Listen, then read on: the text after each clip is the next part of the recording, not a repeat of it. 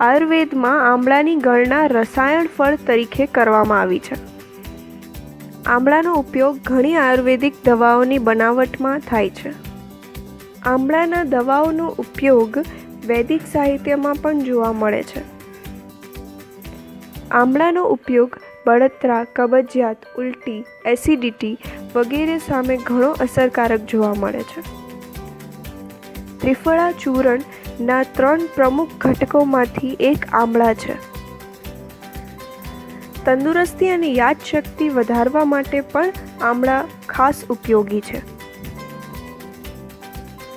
આમળાના ફળમાં vitamin C હોય છે, જે આપણા શરીર માટે ખૂબ જ ઉપયોગી હોય છે. આમળાનો રસ શરીરની પાચન શક્તિ અને રોગપ્રતિકારક શક્તિને વધારે છે. આમળાનું ફળ વાળની સ્વાસ્થ્ય માટે પણ સારું સાબિત થયું છે.